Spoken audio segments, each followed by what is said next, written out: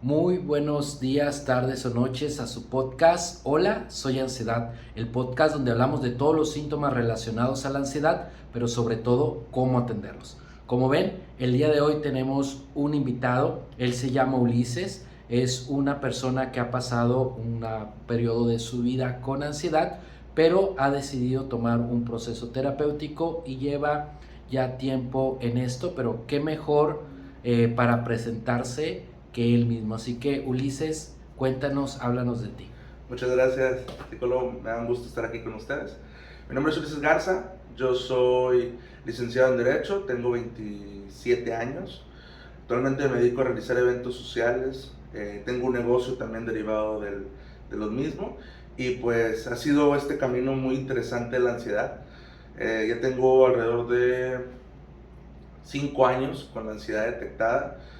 Y pues ha sido un camino difícil, pero gracias a la terapia y a la voluntad, que al final de cuentas es algo bien importante, pues hemos logrado poco a poco ir estabilizándonos y seguir nuestra vida, que eso es lo más importante, no detenernos. Ulises, hablas de 5 años. ¿Cómo fue que tú te enteraste, recibiste el diagnóstico? ¿Cómo fueron esos primeros momentos cuando la ansiedad empezó a ser más fuerte o más duradera? Claro, la primera vez que sucede la primera crisis de ansiedad, me acuerdo que fue en febrero del 2018, cuando iba manejando yo en Gonzalitos, una avenida muy conocida aquí en Monterrey, y iba a agarrar dirección hacia Morones, rumbo a Guadalupe, yo tengo una Apple Watch, me marca la alteración del ritmo cardíaco, que tenía más de 150 latidos por minuto, a lo cual pues cuando no tienes ni siquiera pensado la ansiedad, pues empiezas a congestionarte y todo. Recuerdo que había un hospital cerca de ahí, terminé en ese hospital, me hicieron exámenes, electro y todo, porque pues, realmente yo no sabía qué era. Y pues el médico me dijo, mira, pues de nivel cardíaco pues, no tienes absolutamente nada, pero sí hay un detalle entonces ahí de una taquicardia sinusal que es referente a algo más que nada emocional. Entonces, pues realmente a cierta manera pues uno tiene muchos tabús sobre la salud mental y pues no es como que la tengas tan presente en tu vida, normalmente pues te hablan de la salud física solamente y con esta primera crisis es donde aparece la ansiedad, es cuando escucho realmente el concepto como tal y pues decido buscar ayuda, ¿verdad? Ahora sí ya, primero sí descarté completamente todo lo de salud, porque como que no creía yo que mi mente tuviera la capacidad de causar tantos síntomas por el simple hecho de una cuestión emocional.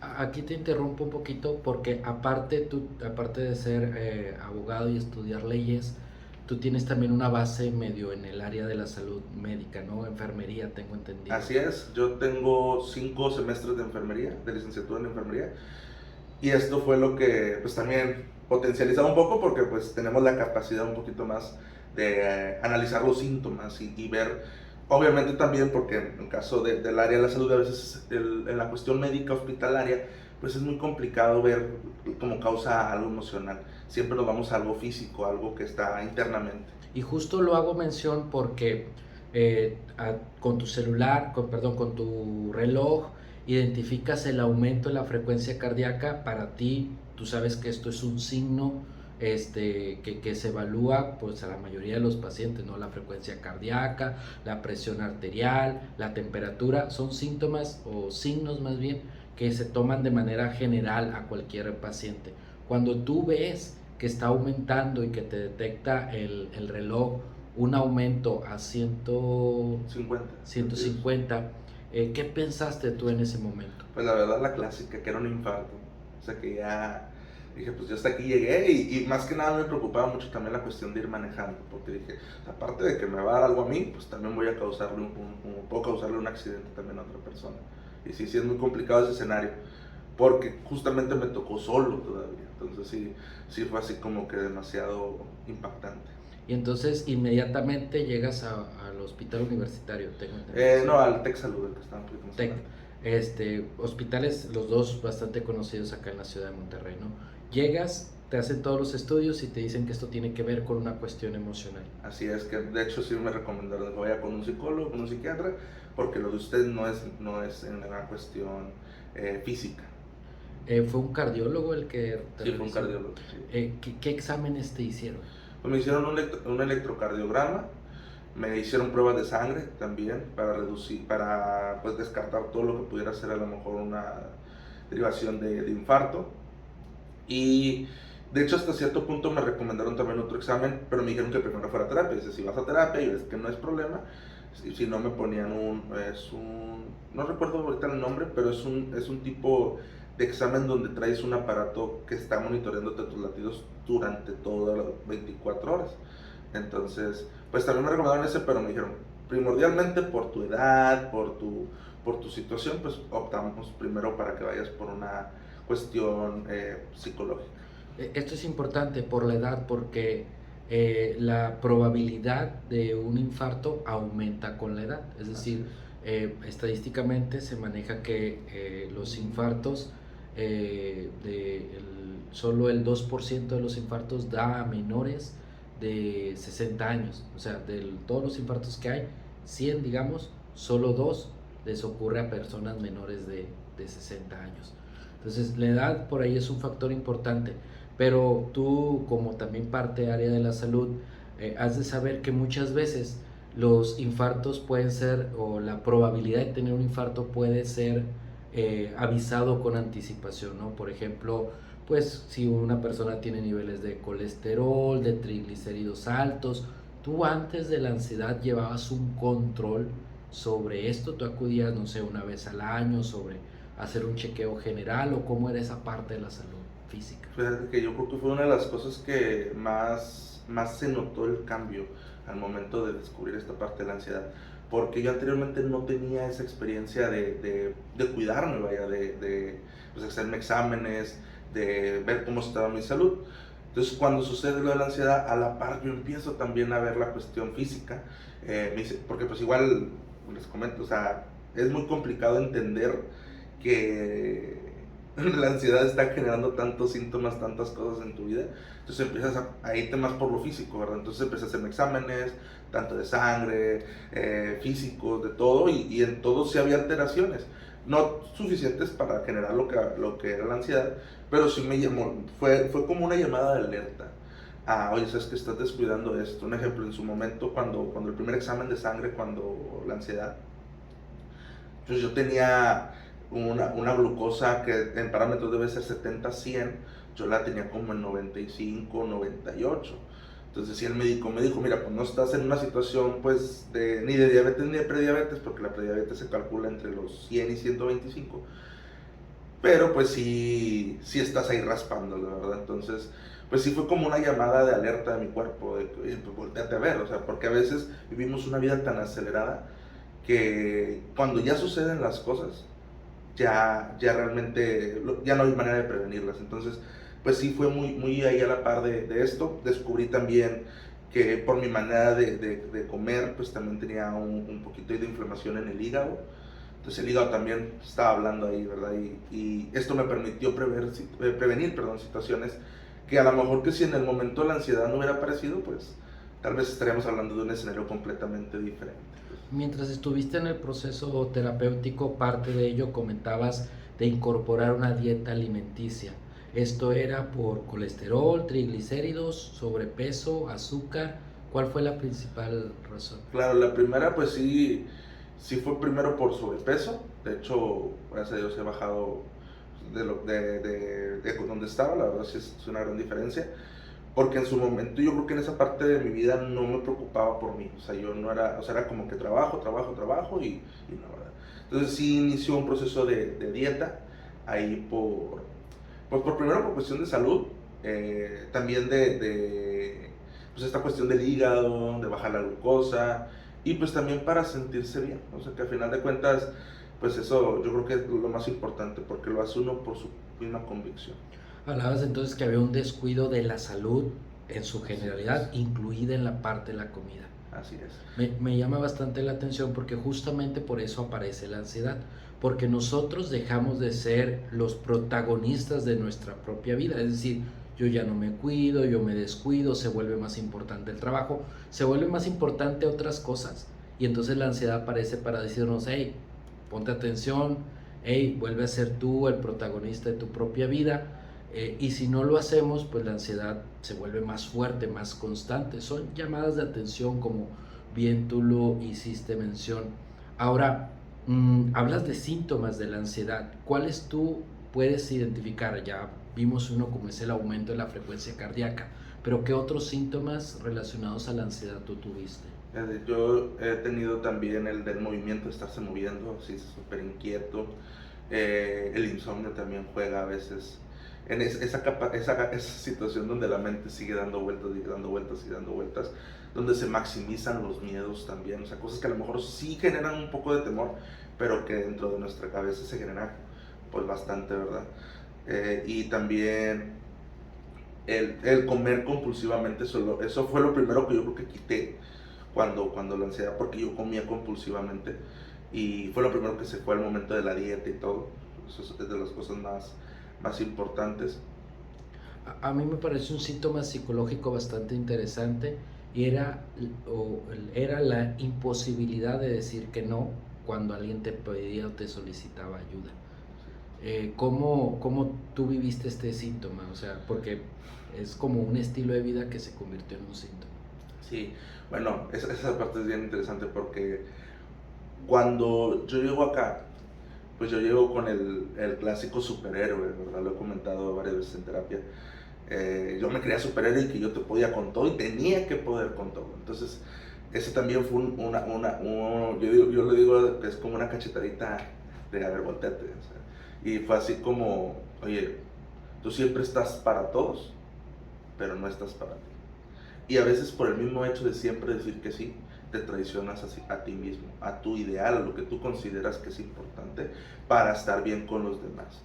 Pero pues dejas de estar bien contigo mismo, entonces se vuelve un poquito contradictorio porque realmente es algo que pues, no podemos hacer, dejar de preocuparnos por nosotros, porque a veces mucha gente dice que eso es egoísmo, no es egoísmo.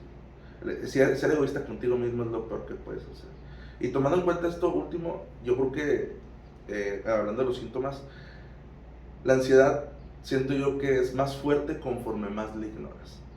Entre más le ignoras, entre más le das la vuelta a los síntomas, entre más no te volteas a ver, la ansiedad más complicada se vuelve. Y si a lo mejor ya no te puedes, recuerdo que una vez lo platicamos aquí en terapia, cuando la ansiedad ya a lo mejor la taquicardia ya no te genera a ti ruido, porque dices, pues ya sé que es por la ansiedad, pues ya es otra cosa, y ya es otra cosa, porque la idea de la ansiedad pues siempre es que te voltees a ver a ti, que voltees a ver que que a lo mejor ya no eres quien quieres ser. Entonces, y esto pues la verdad es decir que no, sí fue algo muy complicado de enfrentar, porque pues pasé 22 años haciéndolo, entonces... Sí a todo, pero aparte lo que comentaste, poder con todo, lo cual eso es una sobreexigencia, ¿no? Es decir, creernos este superhéroe, este super persona, de podemos con todo, donde entonces no nos permitimos como fallar, y cuando viene la falla, pues ahí viene a veces una repercusión muy grande, justamente también en el tema de la ansiedad.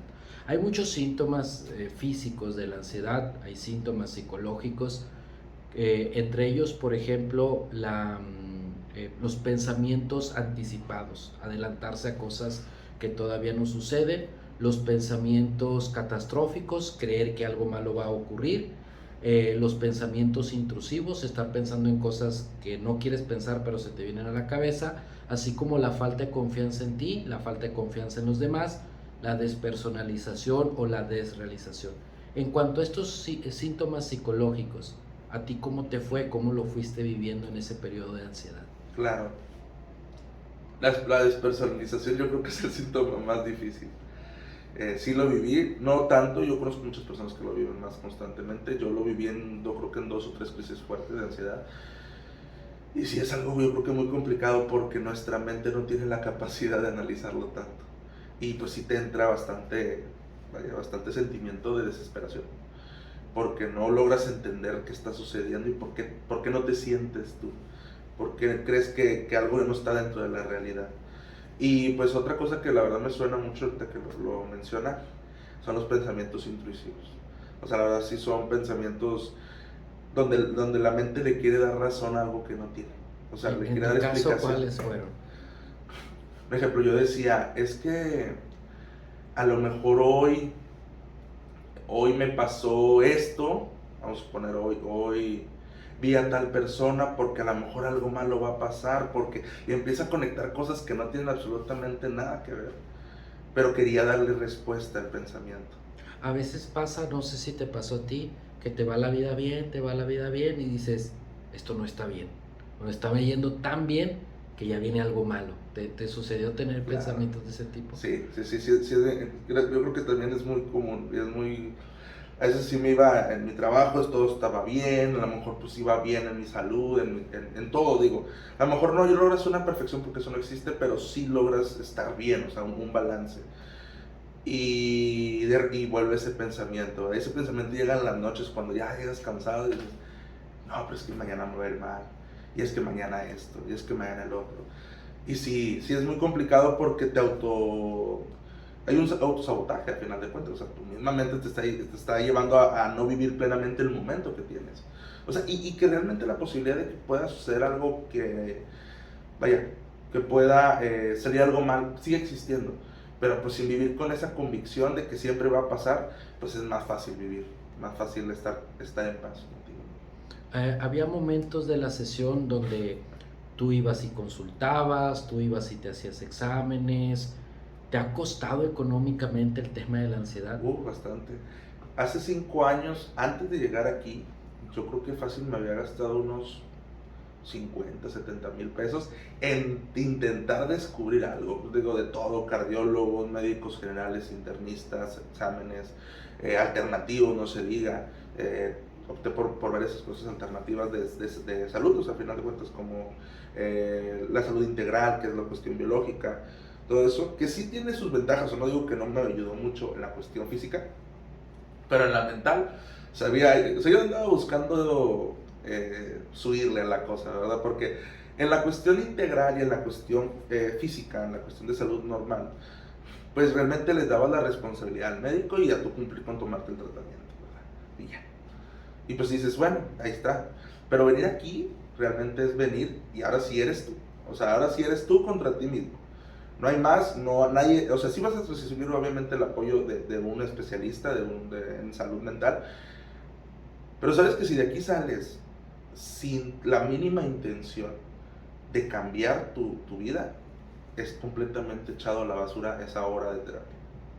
Entonces, ahí es donde sí vuelvo a lo mismo, o sea, la mente es la que te vuelve y o sea, tu mente te dice, es que la única es que seas tú. O sea, aquí nada más eres tú ayudándote a ti. Yo creo que es el signo de mayor amor propio que yo he tenido en muchos años. Hablas de la resistencia y cuando te resistes pues viene más fuerte, ¿no?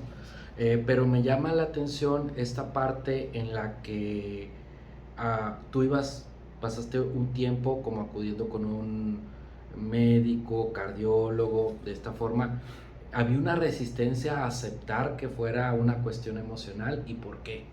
Sí, se ve una resistencia como te comento, o sea, en cierta manera yo quiero que la responsabilidad la tenga otra persona. O sea, yo quiero que otra persona sea la que me resuelva a mí. Y pues venir aquí de entrada, yo creo que yo creo que a todos nos llega nuestro momento, pero es de valientes llegar aquí. Porque hay mucho tabú en nuestra sociedad, entonces primero llegar y abrirte. Llegar y expresar tus sentimientos con un desconocido, porque al final de cuentas así es. Y obviamente que aquí usted no está para darnos por nuestro lado, ¿verdad? Entonces, pues abrirte es darte la oportunidad de descubrir cosas que a veces nosotros nos dimensionábamos. Y es como, una vez me acuerdo que una persona cercana me dijo, la salud mental es como cuando tú tienes tu casa sucia, no quieres que nadie la vea hasta que esté limpia. Y es cierto, o sea, a veces no quieres que nadie, no quieres, o sea, el mugrero ahí está, la basura ahí está, pero nadie quiere abrirlo porque es abrirlo y limpiar, no solamente abrirlo. Entonces, pues sí, es muy complicado, sí le huí un buen rato, más durante el proceso, yo creo que de estos años, pues también me iba huyendo a veces de la terapia, pero pues sabía de antemano que nadie iba a hacer eso por mí.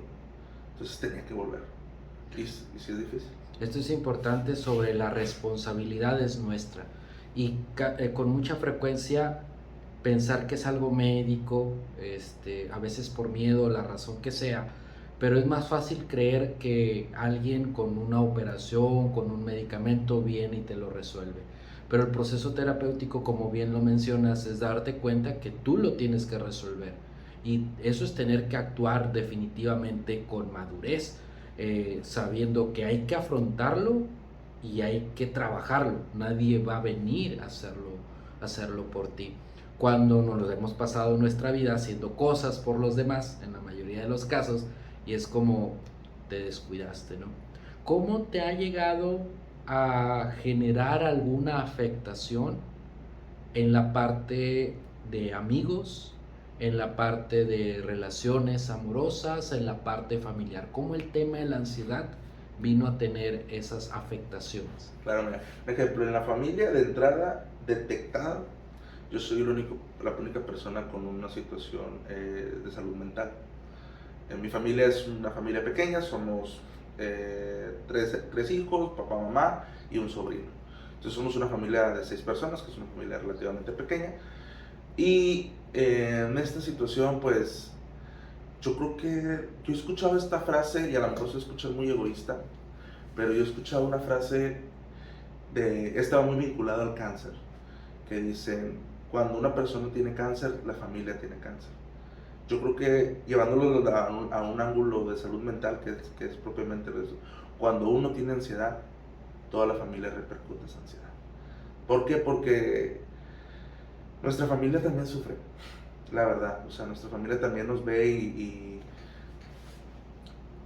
le duele lo que uno está pasando. Y uno quisiera, como ese superhéroe que está estipulado, que nos hemos acostumbrado a hacer o a mostrar, pues que siempre somos el abrazo, ¿verdad? El de que todo va a estar bien. Pero cuando ya tú eres el que estás afectado, cuando tú eres el que está en esta situación, pues no hay manera de ayudar. O sea, no hay manera de decirle, no pasa nada, cuando tú sabes que internamente tú no puedes. O sea, y yo creo que eso también es muy importante. La familia es base del desarrollo de esta situación, pero también es base de la mejora. O sea, son Base parte del fundamental. problema y base de la solución. Así es. Me parece interesante, ¿no? La familia, podemos enmarcar esta frase, ¿no? La familia forma parte del desarrollo de la ansiedad, pero también de la mejora, como esa red de apoyo que es propiamente la familia. Esto en cuanto a la familia. En cuanto a amigos, ¿se vio afectado algo con el tema de la ansiedad? Es decir, hay unos síntomas conductuales de la ansiedad, como el no querer socializar, no relacionarse, no platicar, a veces por mismo de estos pensamientos anticipados o catastróficos de, como tú bien lo mencionabas, nos vamos a ver, pero luego si le pasa algo a la persona o cosas así. ¿Afectó en algo la vida social en ti? La vida social un poco. Bueno, la verdad, no, más que nada las salidas. Ese miedo de que algo sucediera, de que es que si voy y de repente me empiezo a sentir mal y me desmayo y qué van a hacer, todo eso sí afectó. ¿Llegabas a cancelar planes por eso? Sí, llegué a decir, sabes que mejor no voy. Yo creo que en la primera crisis de ansiedad, la más fuerte, la primera, yo, gracias a Dios, mi círculo de amigos nunca se redujo, siempre estuvieron todos. No son muchos, pero la verdad yo creo que no me dejaron solo y eso les agradezco bastante. Pero principalmente me acuerdo de un amigo que es mi amigo más cercano desde niños y me dice, oye, de repente, yo creo que ese es de las primeras cosas que te empiezan a suceder, sentirse vulnerable. Que a veces no te das permiso porque te sientes la super persona, como lo comenté hace rato. Y él me decía, oye, yo no te juzgo, pero no estás bien, güey. ¿Qué te pasa? O sea, tú dime. Fue una vez, 2 veces, a la tercera vez que me pregunta, pasados los días, ahora sí le dije todo, ¿verdad? Me dice, oye, pues que no estás solo. Y es cierto. Tristemente a veces sí creemos que estamos solos. Y pues no, siempre hay alguien. Puede ser un amigo, puede ser la familia. Yo creo que gracias a Dios, a mí la cuestión de los amigos y de la familia pues nunca fue un detalle. Y en su momento con la pareja que estaban en ese tiempo, pues ella vivía ya algunas crisis de ansiedad y sí fue de apoyo también. O sea, estuvo ahí en las crisis nocturnas, que yo creo que para mí fueron las más difíciles. Cuando nada te sale bien, porque sí sucede. O sea, llega un punto en donde, obviamente por la situación que tú estás viviendo, nada te sale bien. Y te sientes frustrado, te sientes angustiado, sientes muchas cosas.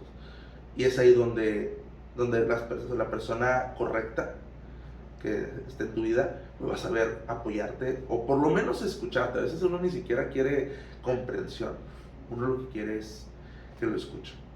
Ser escuchado. Así es. Amigos, familia, pareja, la parte afectiva, amorosa, llegó a afectar el tema de la ansiedad. Igual, por ejemplo, con cancelar planes y luego como a la mera hora o cosas así, o inclusive no terminar por conectar con la propia pareja porque uno está más en la parte de su sentir, su preocupar, algo referente a eso. Sí, lo que mencionas sí es sí, la cuestión de ya no preocuparte tanto por tu pareja, sino ya estar como que muy enfrascado en ti.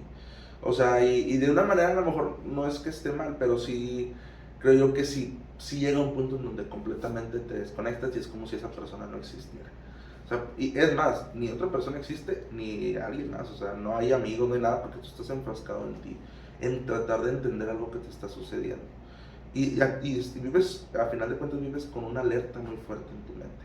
O sea, ¿por qué esto? ¿Y por qué ya me dolió aquí? ¿Me dolió aquí por qué? Y la clásica, empiezas a ver todo en Google, ¿verdad? En Google todo nos va a matar. Entonces yo creo que eso también juega mucho porque entonces tu mente está enfocada a eso.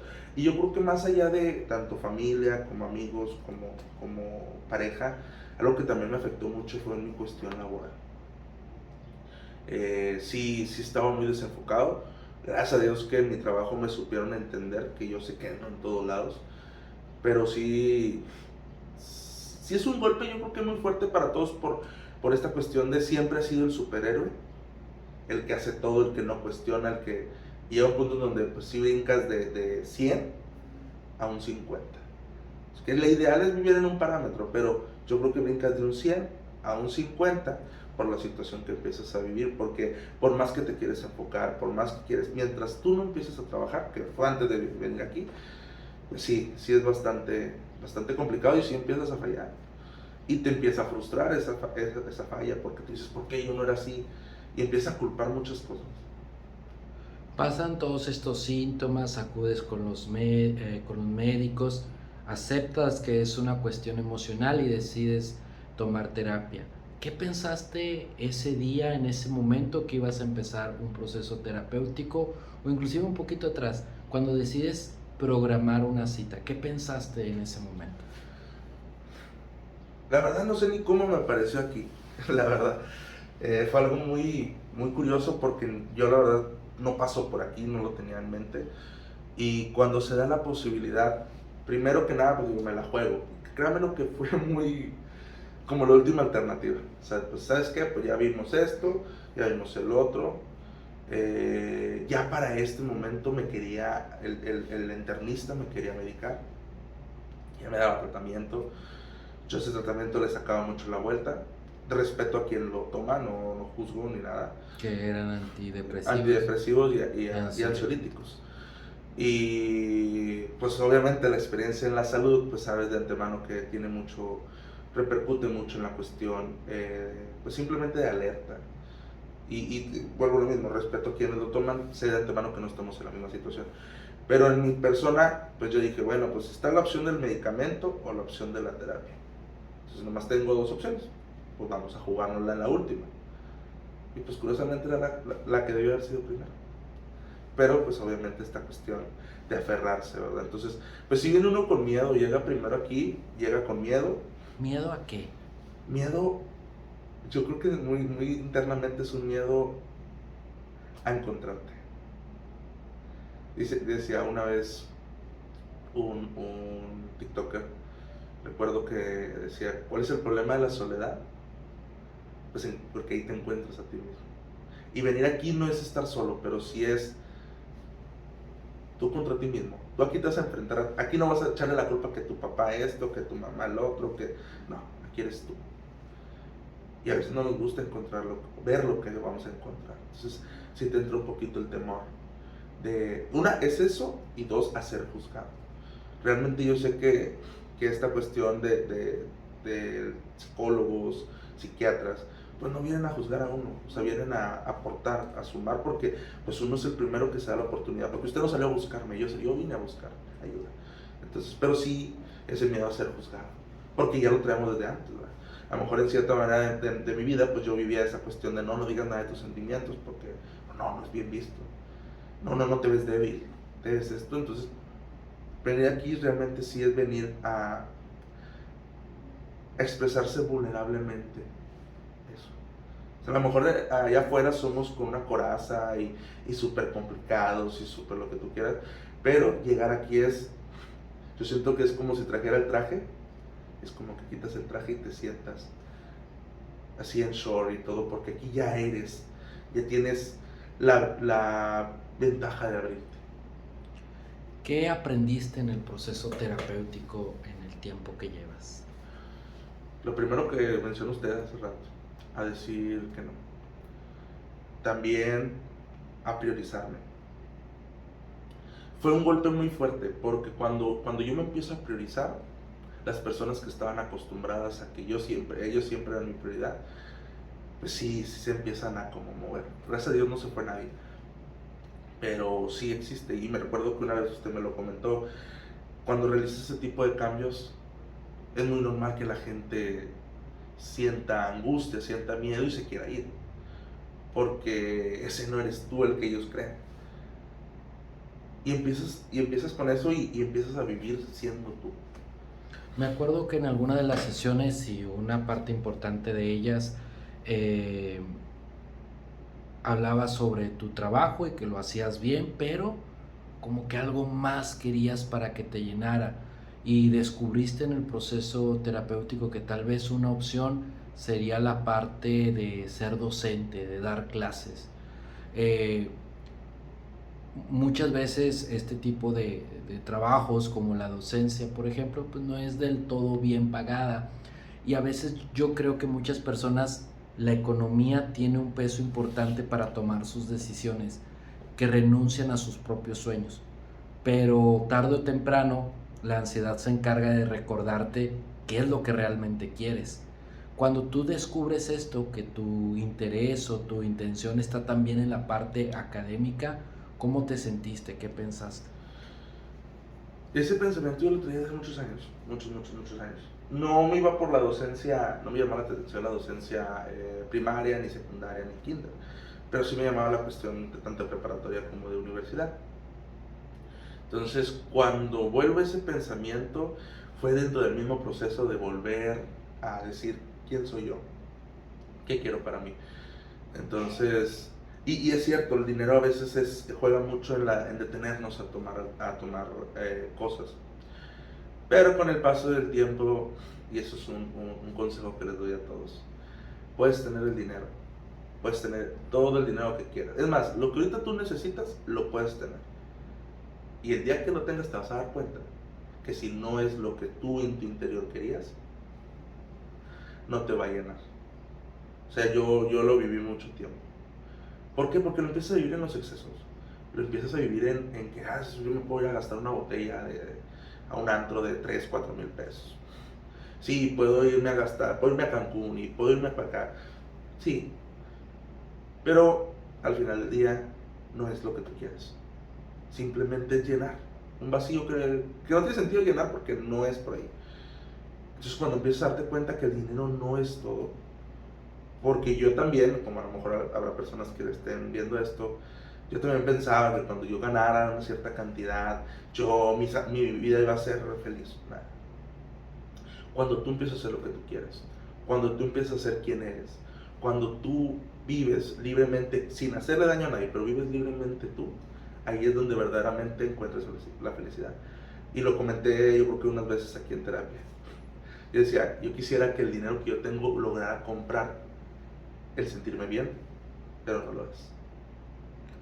También lo comento en tu caso en particular, tú tienes el trabajo en el salón de fiestas, organizando, tienes un negocio y este negocio fue creciendo, dándote ese recurso económico que tú tanto esperabas, pero aunque fue creciendo y fue ganando, tú nunca encontraste o no llegabas a encontrar como esa plenitud de decir, ok, ya, meta cumplida, puedo estar tranquilo, puedo relajarme, sino a lo que yo entendí en el proceso terapéutico fue lo contrario.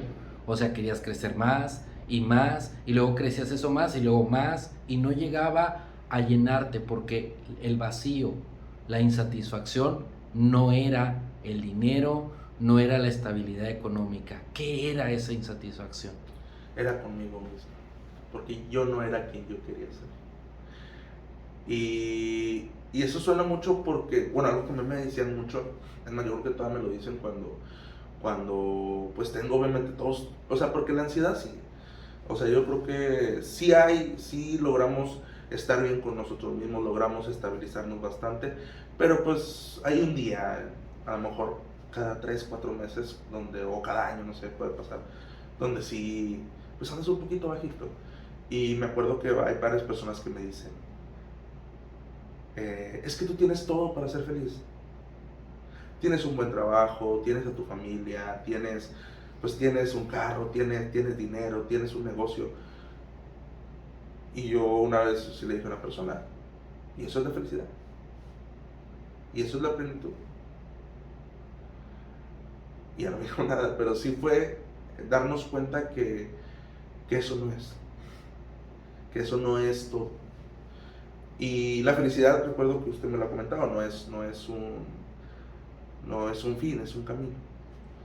Entonces, realmente no, yo creo que no, es no venderse a sí mismo. Porque en la sociedad eso no es lo que aparentemente parece ser. Que es, trabaja bastante, te va bastante bien con el dinero y ya, con eso es suficiente para que seas feliz. No. Sí es importante, pero no es indispensable para poder estar bien. Entonces, a veces esa mala idea que traemos es lo que no nos permite voltearnos a ver. Sí, definitivamente que cuando uno hace lo que uno quiere, lo hace bien porque es el gusto de uno. A lo mejor no a la primera, pero va mejorándolo conforme va avanzando el tiempo. Y lo hace tan bien que se puede monetizar, es decir, que ese pasatiempo, ese gusto, se puede convertir en algo que pueda ser pagado. Y entonces ahí es donde está la parte de la plenitud, es decir, si vas a recibir dinero, pero justamente haciendo lo que a ti te llena, lo que a ti te genera ese bienestar. Eh, entonces en el proceso terapéutico hemos hablado un montón este, de cosas, hemos resuelto algunas, hemos aprendido otras tantas, pero alguna enseñanza que tú quieras decir, ¿sabes qué? Mira, cuando yo tuve ansiedad, esta frase, esta idea, este concepto hizo que mi vida, la forma de ver la ansiedad, la forma de afrontarla, cambiara lo que venía haciendo habitualmente. ¿Qué frase tú le dejarías a las personas que nos ven y nos escuchan en el podcast Hola, soy ansiedad? No me acuerdo así tal cual la frase, pues así como textualmente, pero sí lo que a mí me sonó y lo que muy internamente me llama la atención. Y siempre trato de estarla recordando porque es eso. La ansiedad es ese verdadero yo tuyo queriendo salir. Es ese verdadero tú. Si ahorita tú tienes ansiedad, ese no eres tú. Ahí está realmente el tú. ¿Y por qué se vuelve así? Porque, y siempre genera síntomas, y vuelvo a lo que comentaba ahorita, si no le haces caso, síntoma más fuerte, y si no le haces caso, síntoma más fuerte. ¿Por qué? Porque eres tú, es tu yo interior, el que tú sabes muy internamente, y que yo creo que todas las personas que vivimos con ansiedad, si un día nos detenemos a, a escucharnos, a hacer una introspección, nos vamos a dar cuenta que ese verdadero yo es el que está hablando por medio de los síntomas físicos y síntomas psicológicos, es el que está hablando. Entonces es hacerle caso a esa persona. Y eso yo creo que es la mayor enseñanza, porque recuerdo que una vez, lo comentaba yo aquí, ¿verdad? Que yo demeritaba mucho la ansiedad. Yo decía, es que no es una enfermedad grave, hay gente con problemas muy graves. Y me acuerdo que una vez usted me dijo, Ulises, luchar contra la ansiedad es luchar contra ti, contra ti. Dice, el que lucha contra una enfermedad, pues sí está dentro de la enfermedad del cuerpo, pero si hay un tratamiento, atacas la enfermedad y sale la enfermedad.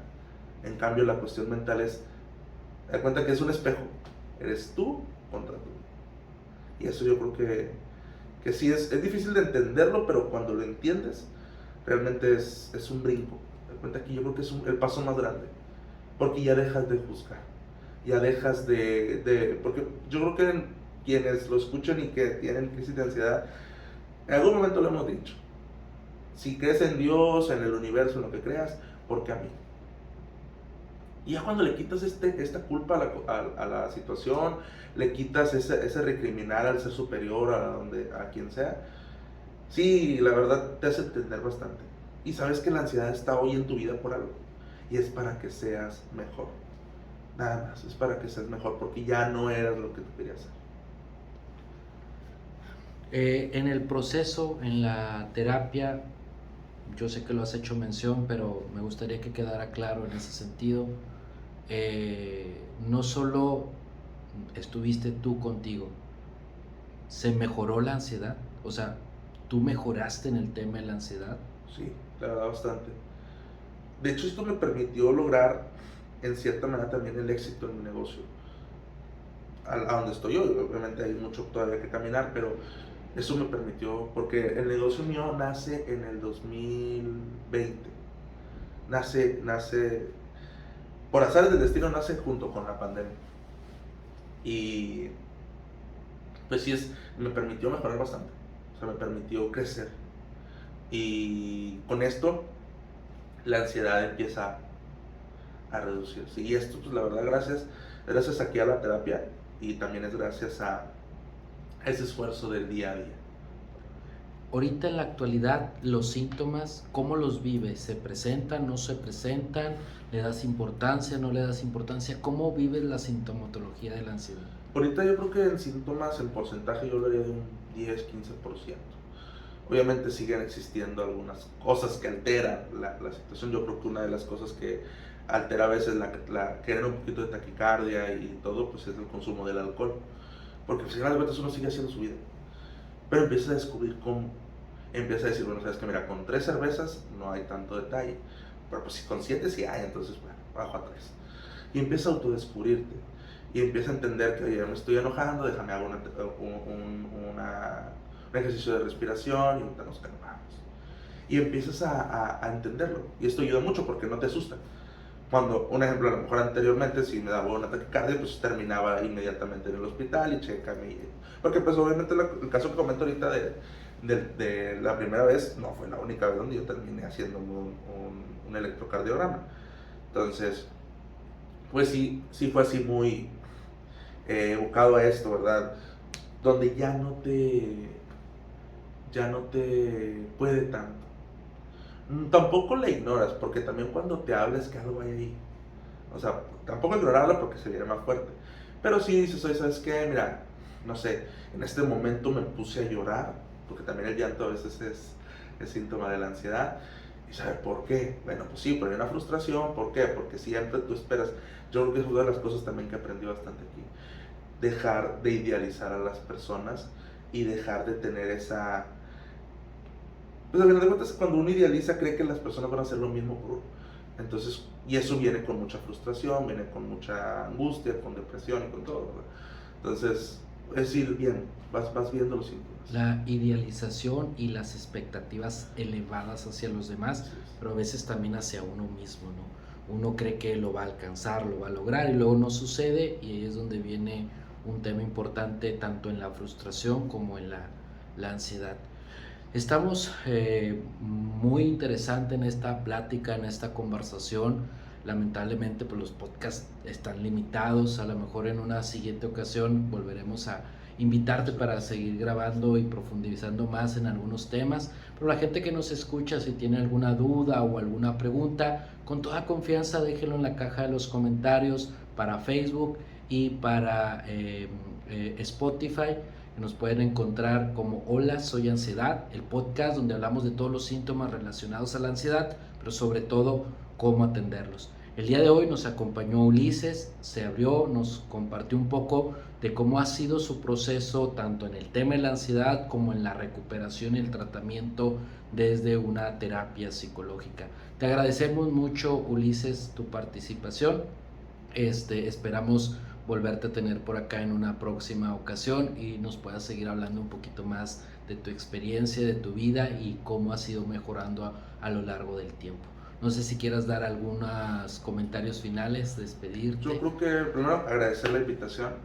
La verdad, es muy gratificante estar acá, porque a veces también te permite recordar todo el camino, porque a veces somos muy crueles con nosotros mismos, pero sí esto te permite recordar que ya hay un camino bastante recorrido y que ya no estamos donde empezamos, ya estamos bastante adelantados. Entonces, pues eso es lo primero. Y en segundo, pues que quien esté escuchando esto y esté en una crisis de ansiedad, de antemano no está solo. ¿Sí es difícil? Sí es difícil. ¿Vas a salir de esto? Sí, vas a salir de esto. Pero no dejes de caminar. Aunque sea un pasito. Aunque sea, a lo mejor das 10 pasos un día y 8 vas para atrás al día siguiente. No pasa nada. Pero esos 2 pasos que ya diste para adelante se toman bastante en cuenta. Entonces siempre sigue y sigue y sigue caminando. Aunque sea un pasito, pero eso va a ser al final bastante gratificante. Y vas a poder lograrlo. Muchas gracias a ti y a todos los que nos escuchan. Esperamos vernos y escucharnos en un próximo capítulo. No olvides seguirnos en nuestras redes sociales, en Facebook como psicólogo Miguel Adrián Miranda Vega, en Spotify como Hola, Soy Ansiedad y en Instagram como psicólogo-Miguel. Muchas gracias y nos vemos hasta la próxima.